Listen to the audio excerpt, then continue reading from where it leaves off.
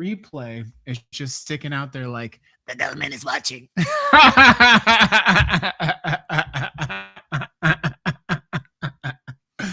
Good morning, everyone. Welcome to the Ignition News. Got a little bit dressed up today with my pink tie. The hair is not helping, but that's okay. We're not going to worry about small issues of vanity. I was listening shortly before the show started. I was listening to Cher. What an icon. And I was thinking about a different era of America and the boomers who are largely in control of our government and the social contract right now. And I was just thinking to myself about all the people, about their constant. Oh, I forgot to go live on Substack. Hold on, this is important. I was thinking about their constant war on culture, the boomers, of course, yes. And then I was thinking to myself of all of the people that the boomers grew up with, and how did we find ourselves here? How have we found ourselves with these lead poison boomers? No offense to any boomers who are not lead poisoned who listen to the show. There's look at this beard today, Mike. I gotta get a beard trimmer. Anyways, no offense to the boomers who no doubt watch our show. According to the metrics, it's like 15% of you. Thank you. 15%. Love you. I love you. Thank you. Your brain is not poisoned by the lead. But I was thinking back, especially listening to Cher, right? Cher is like the most manly woman ever. Like she's a boss babe, right? So you got Cher, who's literally, she has that famous quote from Cher. Let's look it up. Famous quote, Cher. I'm gonna do my best Cher voice. My mom said to me, sweetheart, one day you should settle down and marry a rich man. And I said, Mom, I am a rich man. That's my best Cher. I'm sorry, that's the best I could do. But yeah, so you got the boom. So you got, the point's gonna land. So just stick with me. We're in the air. We're building the plane as we fly it. But the boomers are waging this war, right, on culture. And you got Cher leading out in the front. They should have learned from this woman, yes. And then let's look at some of their icons.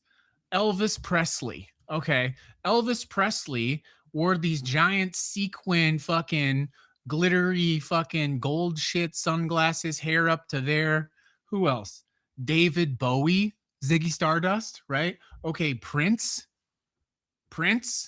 Freddie Mercury, Mick Jagger, Aerosmith, dude looks like a lady. They have lost their minds. Where did they go so wrong? Elton John, that's right. Elton John, Benny and the Jets. Boy George, Harry Styles. Who else? Who are we missing? Lou Reed. What do we got? I know we're missing a few people. I don't want to miss any. I mean, yeah. So I mean, these bands from the 80s. Go back and look. This is where it went wrong. Okay. Metallica cut their hair and the culture changed. Do you remember this? That's when everything changed. Metallica cut their hair. They started suing kids at colleges, downloading music, and the culture changed. The point is, I don't know how we got here. How did we get here where these same boomers have elected the man that they call the most masculine man on earth, macho, right? And he wears a full face of makeup. He wears little high heel things. He's constantly going around doing weird phallic things to his microphone. And these are the people that are afraid of gay people. These are the people that are afraid of trans kids. These are the people that say that they're putting litter boxes in classrooms. How did we get here? David Bowie, Prince, George Michael. These people had all the best role models. Go back and look at any man from an 80s rock band. Okay? Go look at them in their beautiful, long, well-done hair. They look almost indistinguishably better than some of these crazy MAGA people. I'm just saying, I don't know how we got here. All I know is where we're going. Kiss is another good example. Another cheap trick, another good example. How did we get here? These people had why did they resist the culture that they were raised in? They talk about culture all the time, do they not? This is a war on culture, a war on white culture. That was their culture. Are you kidding me? Their culture was Mick Jagger standing on stage with sequin fucking what do you call it? I don't know, the little dangly rope things. Ozzy, great example. Megadeth, great example. Keep them coming. They keep talking about this war on the culture, yes? They were worshiping men dressing like women for most of their adult lives. They idolized them. Some of them were groupies for them. How did we get here? Well, I don't know. But all I know is where we can go and how we go forward. Good morning. Welcome to the Ignition News. I started my rant a little bit early. I went into rant before the news. So let's get into it. I have just 3 stories today. I do need to ask you a favor. Please, if you're following the show, I need you to go find us on your favorite podcasting platform, Apple, Spotify, whatever other, you know what I mean? We're a podcast of the news. It's good to have you here. The purpose of the news that we provide is very focused. It's to keep you in the game on your democracy, to protect and empower you to have conversations in your community, and to keep it real. And, we're going to close out with why we do what we do today. But it is February 27th today. Let me check and see if anyone has any other. ABBA, yes. Glam rock. Yeah, Prince said the revolution would start in Minneapolis. Did he really say that? I did not know that.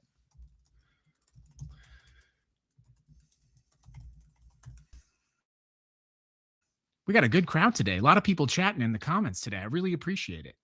Nonetheless, while you're commenting on your favorite glam rock bands or drag bands or 80s hair bands or male rock and roll stars who dressed very, very well with their long hair and makeup, and they looked great. They looked great. This is the thing. Have you seen, let me just tell you, go download an album cover from the 80s. These boomer MAGA people in their prime. And then go look at these boomer MAGA people on a cruise ship. Something fell apart. That's all I'm going to say. It is Friday, February 27th. I want to give you some history and let's get into the news. Big day today, and it ties in directly to what I'm talking about on the news. It is 1933 and the Reichstag fire. The German parliament building was destroyed by arson. This event served as the catalyst for the Reichstag fire decree, which suspended basic liberties, including freedom of speech. It is a textbook case of how a government uses a false flag event, pay attention, to radically consolidate power. It is the ratification on this day in 1951 of the 22nd Amendment. Crucial check on the executive branch. What else? Abraham Lincoln's Cooper Union speech today. It was the 30th and okay. Do you feel old yet? Today is the 30th anniversary of Pokemon. People magazine also debuted today in 1974. Famous people born today: John Steinbeck, Ralph Nader, and Elizabeth Taylor. Another boomer example. Another boomer example. Good morning, everyone. Welcome to the Ignition News. I'm so happy that you're here. It's so great to have you on the show. We are streaming live. Let's check in with our live audience. We're streaming live on YouTube, Substack, Spotify, Apple, somewhere else. Twitch. Let's see if we got any comments. Oh, someone talks about poison. Yes, another one. Another great example. Another comment from YouTube. Let's get into this, the news, everyone. Okay. First, I want to talk about, just tying back to the story yesterday, we talked about the 56-year-old man in Buffalo, New York. I want to bring up some additional details. We talked about how this 56-year-old man who had survived a genocide in Myanmar is arrested because he is blind and he doesn't speak English. The police arrest him on someone else's porch. He couldn't afford a cane, so he's walking around with a curtain rod as a cane. Yes. He gets arrested because the police can't speak to him. He doesn't speak English, and he's blind, so he can't comply. So they attack him about that, and he is actually charged I think with assault on a police officer. He spends 13 months in a county lockup. The reason he spent 13 months is because his family didn't want to release him, because if they released him, ICE would have taken him on a detainer and he could have been deported to a third world country. Remember, this is right during the time period when people are getting abducted to Venezuela. Well, I gotta get a beard trimmer. I can't keep doing this without a beard trimmer. My beard is officially out of control today. I'm so sorry. Anyways, it's distracting me. Anyways, so he is arrested, held in detention. They release him finally. They work out a deal with ICE. And yet, still, once he's released from jail, there's an automated notification system that goes out to Customs and Border Patrol, DHS, because anytime someone who's an immigrant gets released from jail, this is interesting, they automatically notify ICE. So ICE picks this guy up. They try to detain him, but they realize that because of the court order, they can't detain him. So they drop him off 5 miles from his house in the middle of winter. He's blind. He can't speak English. They drop him off at a Tim Hortons. He dies. He dies in the cold American streets. He had survived a genocide, police brutality. He survived 13 months in a county jail. I just want to point out to you, as much as we talked about him surviving a genocide, a county jail in the United States of America is on par with some of the worst prison conditions in the world. It really is. We're talking in some of these jails, it's 13 people in a box with a toilet in the middle of the room. You get out of the room for 1 hour a day. County jails are not good places. So of all the things he survived, the fact that he, a semi-blind man who couldn't speak English, just survived for 13 months in a county jail is a testament to how strong this man was. Nonetheless, they drop him off in the middle of the winter. And I know we talk about DHS. I'm sorry, I'm really on one today. I know we talk about DHS. Clearly DHS did something wrong here, but I can't help but think of all of the human beings he found along the way. Why did no one help this man? Why did no one help this man? I would present to you it is because this administration, this president, these people who have built this agenda of hate, they have demonized the immigrant community. People don't feel safe helping immigrants in this country. It is not far removed from what happened to the Jews in Germany, becoming illegal to shelter or to hide the Jews. And if you think that's far off, then ask yourself the question, why did no one help this poor blind man who survived a genocide trying to get home in the middle of winter? Why did no one help him?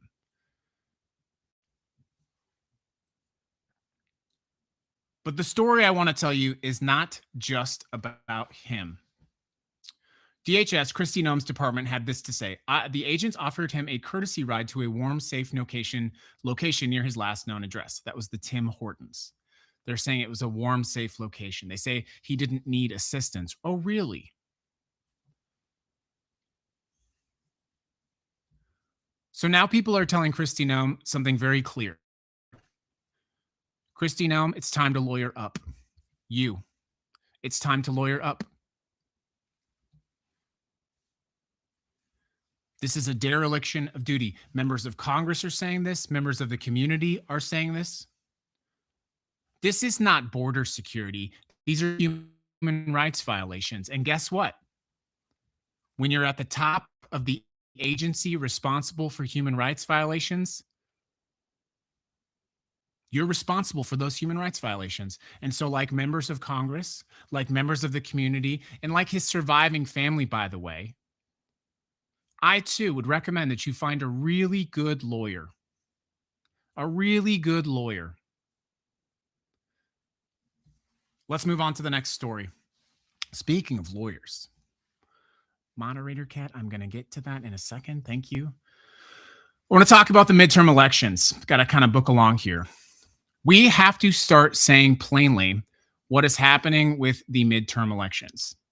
The president of the United States is planning a coup d'etat using the legal mechanisms of the United States of America. Several people have outlined the blueprint. I'm going to read to you the blueprint that I think is most likely. And we can actually reference the 2020 election. Good luck for TikTok staying online. TikTok, it's probably going to get shut down. You can find us on Twitch. So in 2020, they tried to say that China rigged the election. That was one of the mechanisms the president was going to use to declare an emergency declaration. So here's the blueprint. Trump issues an executive order declaring an election security emergency. He uses this to ban mail-in voting. He requires voter ID and ends early voting. The courts try to push back and they do issue stays, but remember how long the tariff fight took. It took months. The tariff fight started in April. We are closer to the election than we were from April until now. You realize this, yes? It took the Supreme Court from April until February. 10 months. The elections are in 9 months.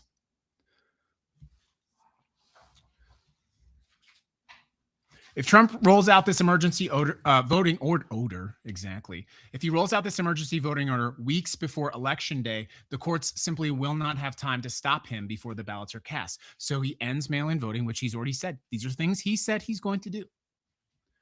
The Constitution does not give the president power how elections are run. States run elections. He has zero constitutional authority, but he doesn't need authority. All he needs is time and chaos. And this is what they do. We'll get to that in a minute. And if the emergency orders don't work, by the way, here's the next scenario. Trump declares an emergency and he postpones the elections entirely.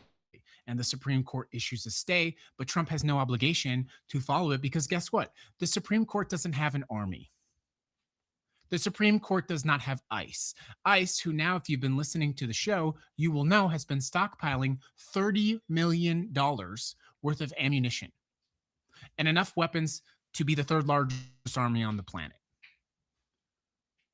Now, separately, you have the gerrymandering thing happening. You have Texas redistricting, California redistricting. And then, of course, there's Article 1, Section 5, the nuclear option. This is buried in the Constitution. It says the House of Representatives gets to judge the elections, returns, and qualifications of its own members. By the way, this means if Democrats win the House narrowly in November, say by a few seats, Speaker Mike Johnson, under pressure from Trump, could simply refuse to seat enough Democrats, which he already has done, to flip the majority back. This has happened before. In 1984, a Democrat-controlled House used this exact mechanism, by the way, 1984. The playbook is out there for a coup d'etat. Ban mail-in voting, voter ID, same-day voting. These are things he is saying out loud. This is not a fucking conspiracy. Go listen to what he's saying, not what I'm saying. He wants to ban mail-in voting. He wants to require voter ID, and he wants same-day voting. Every election for the last 10 years, I voted by mail or voted early. Who does this impact? People who can't take a day off. People who don't know where their polling place is. People who cannot afford to stand in line for 10 hours to cast their vote. This is what a fascist tyranny looks like. This is what a coup looks like. A legal stealing of the elections. And it's time to call it out for what it is. So we're going to be releasing more information on this because I'm not going to be silenced about this. We're going to teach you what you can do. In fact, we have been doing this already. How you can get to know who is your most hyper-local elected official. Who is the person in your city or your county whose only job it is to count the fucking ballots? Do you know who that person is? Because I can promise you, MAGA knows who that person is. And they are actively working on this right now. And Hakeem Jeffries right now, how is he spending his time? I can tell you exactly how he's spending his time. He's using his time to funnel AIPAC money through his election fundraising system to bundle AIPAC donations from a massive web of AIPAC donors to take down progressive candidates. Hakeem Jeffries is more worried about Democrats than he is about the president stealing the election. Because guess what? There will always be Democrats in a MAGA coup. in a fascist United States of America, in a fake democracy, there will always be Democrats because of the obtuse fact that there has to be. There has to be some illusion. There has to be some version that looks like it is legitimate. And where this should outrage you is the fact that once you finally realize Hakeem Jeffries and Chuck Schumer, their life changes nothing. If the president maximizes his grip on power and becomes a tyrant, fully becoming a fascist country, they are still elected officials with enormous access to power, opportunity, but most importantly, wealth. While your rights are stripped away, while your friends and neighbors are pulled from the streets, nothing about their life changes in any fundamental way. In fact, in many ways, it becomes better. More money, less resistance. Do you know who hates left resistance the most? Not the president. The president doesn't even talk about it anymore. Do you know who's talking about how much they hate resistance on the left right now? Elected Democrats. Elected Democrats are focusing more on what they call the radical left than they are on policy to protect you, than they are on defunding ICE, than they are on protecting the elections. That should tell you everything you need to know.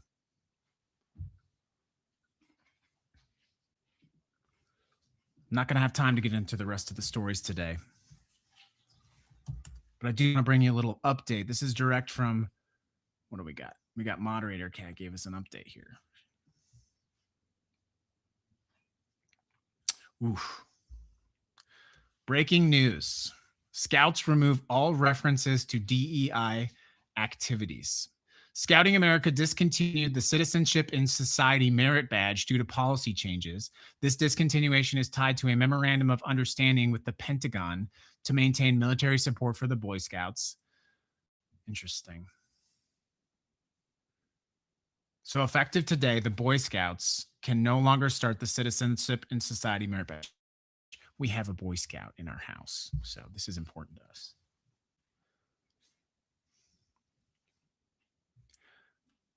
So even the Boy Scouts are getting rid of DEI. Interesting. How does this all tie together? Well, it ties together in the same way that we usually tie things together, which is we have to accept that there is no one coming to save us. No one came to save that 56-year-old man who died on an American street.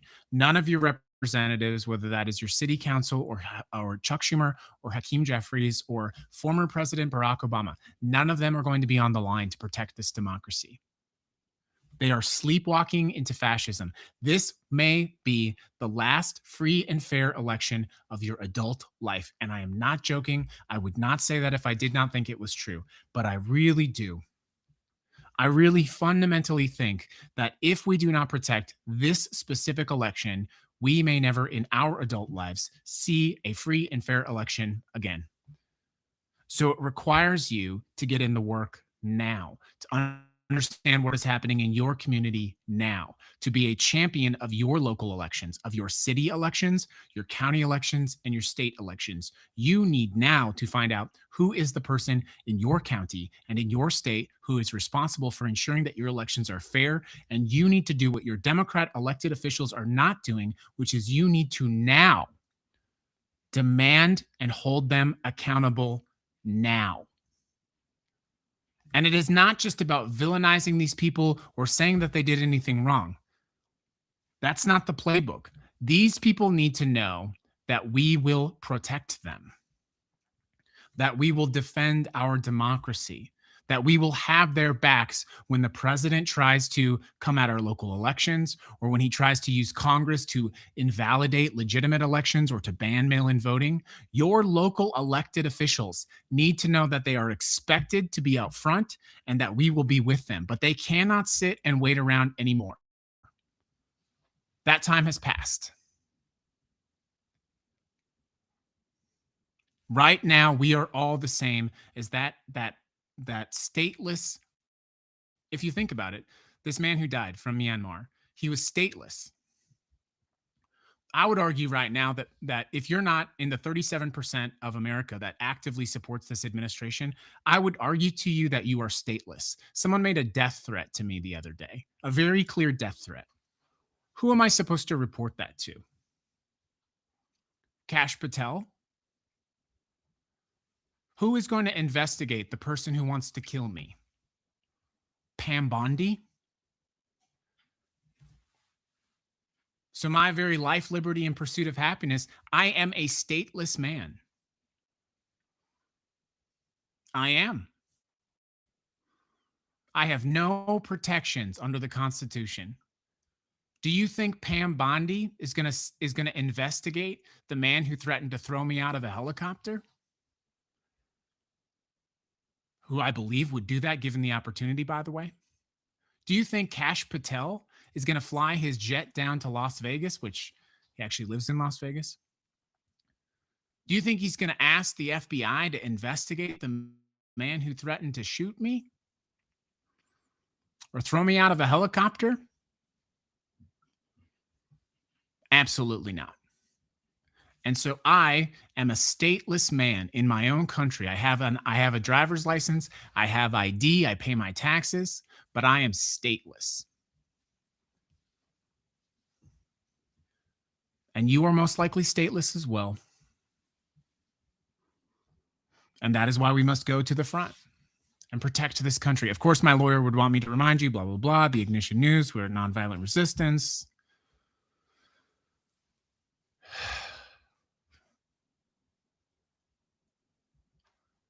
But whether that is the Boy Scouts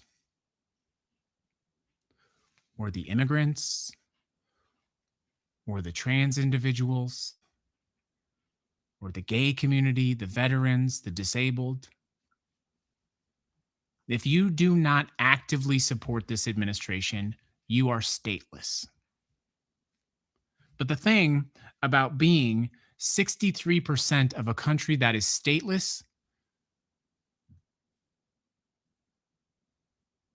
is that you have the majority, the apparatus of the will of the people to craft and control your own destiny, to carve and protect your own safety, your own state, and most importantly, potentially the last and final free and fair election if we don't protect it. I know it might be gloomy to hear this news today, but I wouldn't tell you this save for one reason. I believe you can do this. I believe you can stand up for your country. And I believe that we can persist. It's February 27th. This is the Ignition News. Hope you have a wonderful day. We'll see you back tomorrow.